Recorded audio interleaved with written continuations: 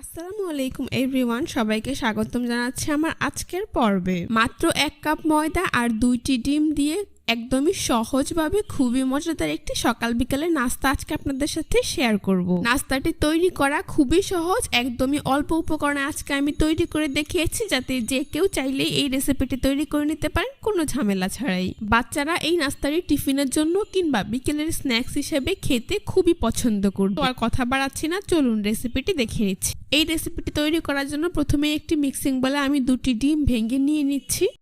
ডিমগুলোকে আমি ফ্রিজ থেকে প্রায় 20 মিনিট আগে নামিয়ে রেখেছিলাম। এইবার এর মধ্যে দিয়ে দিচ্ছি 1/3 কাপ পরিমাণ চিনি, দিয়ে দিচ্ছি স্বাদমতো লবণ। তো চিনি আর ডিমটাকে একটি হ্যান্ড উইচ দিয়ে খুব ভালো করে মিশিয়ে নিচ্ছি। চিনির পরিমাণটা আপনাদের পছন্দ অনুযায়ী কমিয়ে বা বাড়িয়ে দিতে পারবেন। প্রায় 10 থেকে 15 মিনিটের মতো আপনারা এই ডিমটাকে ফেটিয়ে নেবেন, যাতে করে ডিমে কোনো প্রকার লাম্পস না থাকে আর চিনি গলে ডিমের সাথে মিশে যায়। খুব বেশি ফেটিয়ে এটাকে ফোম তৈরি করার প্রয়োজন নেই। এই যে দেখুন, আমি কিন্তু ডিমটাকে প্রায় 15 মিনিটের মতো খুব ভালো করে ফেটিয়ে নিয়েছি। এখন আমি এর মধ্যে দিয়ে দিচ্ছি প্রায় 1 কাপ পরিমাণ ময়দা। আপনারা চাইলে এখানে আটাও ব্যবহার করতে পারবেন। দিয়ে দিচ্ছি 1 টেবিল চামচ পরিমাণ রান্নার রেগুলার তেল। তারপর এখানে আমি বেকিং পাউডার নিয়েছি 1/2 চা চামচ পরিমাণ। আর সবশেষে এখানে আমি অ্যাড করে দিচ্ছি 1/2 চা চামচ পরিমাণ ভ্যানিলা এসেন্স। আপনাদের হাতের কাছে ভ্যানিলা এসেন্স না থাকলে এর পরিবর্তে এলাচের গুঁড়ো কিংবা লেবুর রসও ব্যবহার করতে পারবেন। তো আবারও সবগুলো উপকরণ হ্যান্ড উইচ দিয়ে খুব ভালো করে মিশিয়ে নিচ্ছি। তো দেখতেই পাচ্ছেন আমি কিন্তু ময়দাটা সবকিছুর সাথে খুব ভালো করে মিশিয়ে নিয়েছি। এবার আমি এর মধ্যে অল্প অল্প করে পানি অ্যাড করে একটি ঘন ব্যাটার তৈরি করে নেব। এখানে ব্যাটারটাকে খুব বেশি পাতলা করে ফেলা যাবে না, আপনাদেরকে একটু দেখে বুঝে নিতে হবে এর কনসিস্টেন্সিটা ঠিক কেমন হবে। মূলত এখানে ময়ানটা যত ভালো হবে আর আপনি যতটা বেশি সময় নিয়ে করবেন, নাস্তাটা তত বেশি ফুলকো এবং মজাদার হবে। দেখুন, পানিটা অল্প অল্প করে অ্যাড করে আমি কিন্তু একটি পারফেক্ট ব্যাটার তৈরি করে নিয়েছি। এখন আপনাদেরকে আমি এর ঘনত্বটা দেখিয়ে দিচ্ছি। আশা করি আপনারা দেখেই বুঝতে পারছেন এর ঘনত্বটা ঠিক কেমন হবে।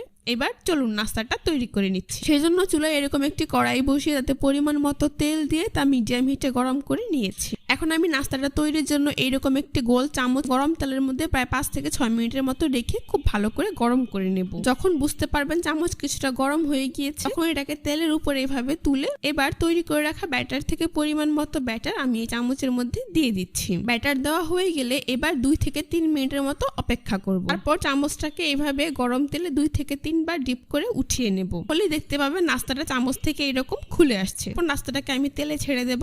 আপনারা পুরো প্রসেসটা দেখেই বুঝতে পারছেন। নাস্তাটা তেলে ছাড়ার কিছুক্ষণ পর এর উপর এভাবে অল্প অল্প করে তেল দিবেন, এতে করে নাস্তাটা অনেকটাই ফুলে উঠবে। আপনাদের সুবিধার্থে আমি আরো একটি নাস্তা এভাবে দিয়ে দেখিয়ে দিচ্ছি। প্রথমে তেলে চামচটাকে আমি গরম করে নিচ্ছি, তারপর সামান্য পরিমাণ তেল আমি চামচে রেখে দিচ্ছি।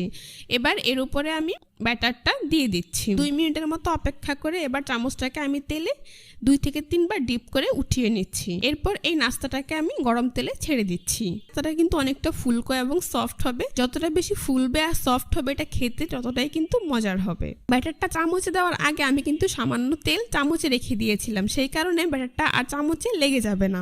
আশা করি আপনারা বুঝতে পারছেন ঠিক কিভাবে আমি নাস্তাটা তৈরি করে নিচ্ছি। নাস্তাটা তৈরি করা কিন্তু খুবই সহজ, আপনারা একবার চেষ্টা করলেই দেখবেন তৈরি করা ঠিক কতটা সহজ। তো এভাবেই আমি একে একে সবগুলো নাস্তা দিয়ে দেব, আর এক পাশ ভাজা হয়ে গেলে এইভাবে নাস্তাগুলোকে উল্টে দেব। দেখতেই পাচ্ছেন চুলার আঁচ মিডিয়ামে রেখে কিছুক্ষণ পর পর এইভাবে উল্টে পাল্টে নাস্তাগুলোকে আমি গোল্ডেন ব্রাউন কালার করে ভেজে নেব। এখন যে নাস্তাগুলো ভাজা হয়ে গিয়েছে সেগুলোকে আমি এরকম একটি ছাঁকনি দিয়ে উঠিয়ে নিচ্ছি। খুব ভালো করে তেল ছড়িয়ে নিচ্ছি, তারপর একটি নাস্তার প্লেটে নিয়ে নিচ্ছি।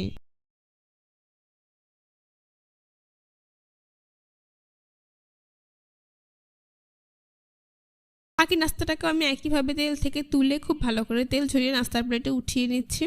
তো এইভাবে আমি সবগুলো নাস্তা তৈরি করে নিয়েছি। এখন আপনাদেরকে গরম গরম পরিবেশন করে দেখিয়ে দিচ্ছি। দেখুন নাস্তাগুলো দেখতে মাশাআল্লাহ কতটা সুন্দর হয়েছে, আর খেতেও হয়েছে অনেক বেশি মজাদার। একবার তৈরি করলে দেখবেন পরিবারের বড় থেকে ছোট সকলেই এটি খুবই পছন্দ করবে।